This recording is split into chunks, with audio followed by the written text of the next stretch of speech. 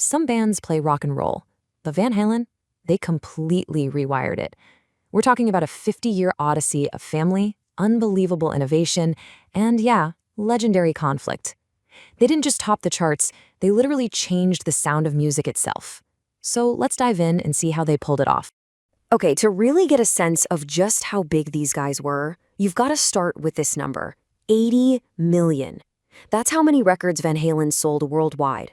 I mean, that puts them in the stratosphere, one of the best-selling bands of all time. This wasn't just some rock band, you know? This was an absolute cultural and commercial juggernaut. But look, the story here isn't just about the massive sales numbers. It's way deeper than that. The real question is, how did two immigrant brothers who landed in California back in '62 speaking hardly any English end up engineering a sound that would define American rock for decades to come? I mean, think about that. That's the puzzle we're going to put together today.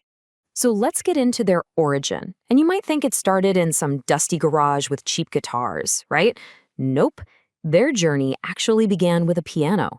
And not just tinkering around, I'm talking serious, disciplined classical training, something that seems totally opposite of the wild rock band they'd become.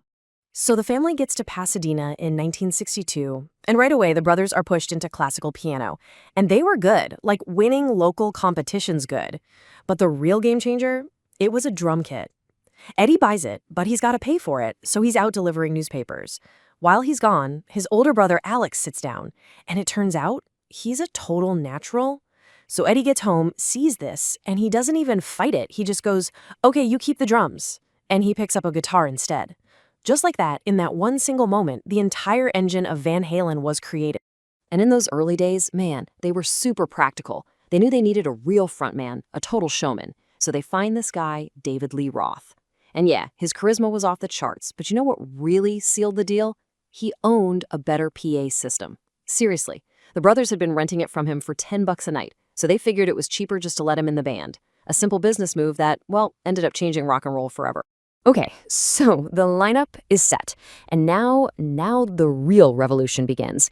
Because for Eddie Van Halen, this was never just about playing music somebody else wrote. No, this was about inventing a whole new language for the guitar, right from scratch. He gave it a name, the Brown Sound, and if you know anything about guitars, you know that term is legendary. He described it as warm, big, and majestic. And this wasn't some setting you could just dial in on an amp. No way. It was a sound that only existed in his head, and no gear on the market could make it. So what did he do? He built it himself. He called his creation the Frankenstrat, which is just perfect, right? It was a total masterpiece of do-it-yourself engineering. Think about this. He took a cheap guitar body, literally chiseled it out by hand to cram in a big, powerful Gibson pickup. Then, to stop it from making all sorts of horrible feedback noises, he dipped the whole pickup in hot paraffin wax. He even got rid of all the complicated wiring, leaving just one single volume knob that he labeled tone.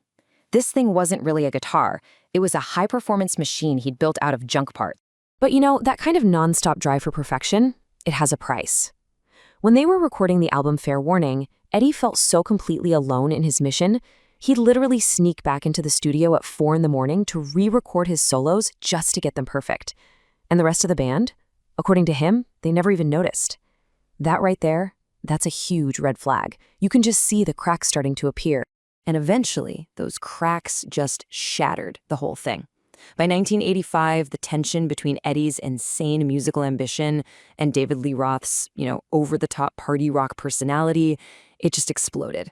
Roth was out, and what the band did next absolutely shocked the entire rock world. They brought in Sammy Hagar, who was already a big star, and just like that, boom, the entire vibe of the band changed overnight. You had the Roth era, right? That was all Hollywood swagger, lightning-fast guitar solos, and this raw, kind of dangerous party energy. Then you get the Hagar era, and it's all about these big melodic hooks, super polished production. It was built for stadiums. Fans immediately started taking sides, Van Halen versus Van Hagar. But the sales charts, well, they told a completely different story, and it's a surprising one. Okay, and this is the part that gets totally lost in all the fan arguments. Ready for this? The Sammy Hagar version of Van Halen was, purely by the numbers, way more successful. With Dave, they never had a #1 album, not one. With Sammy, they had 4 in a row. And this wasn't just a lucky streak. The band made a smart move. They shifted to that polished, synth-heavy, anthem rock sound that was absolutely dominating the radio in the mid-'80s. They didn't just swap singers, they totally adapted, and man, did it pay off big time. But even with all that crazy success, it just couldn't last forever. The years that followed were, well, a mess. You had singers coming and going, very public fights, and a level of pure dysfunction that honestly became almost as legendary as their music. And if you want one single snapshot that captures all that chaos, just look at their Rock and Roll Hall of Fame induction in 2007. It's almost unbelievable. Eddie's in rehab. His brother Alex is with him, so he's not there.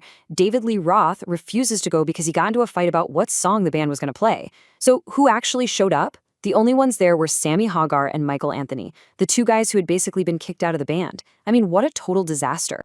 But even after all of that, all the drama, they managed to pull together for one last moment of, I guess, redemption. For their final album, they did something really special. They brought in Eddie's own son, Wolfgang, to play bass. And here's the really cool part. They didn't really write new songs. Instead, they went digging through their old vaults and found unreleased demos from their glory days in the 70s, and they built the new album out of those old ideas. It's like to find their future, they had to steal from their own past. And that album, that was it. That was the end of the line. The whole story, which started with these two brothers against the world, finally came to a close with the loss of one of them. It was the final chapter for one of the most important bands in rock history. So when you boil it all down, what's the big takeaway here? I think Van Halen's legacy is really about two things. First, you have the sound.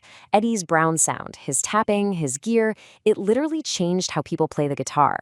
But then you have the songs. These were tunes that somehow managed to be heavy metal and pop music at the same time, and they just owned the radio for decades.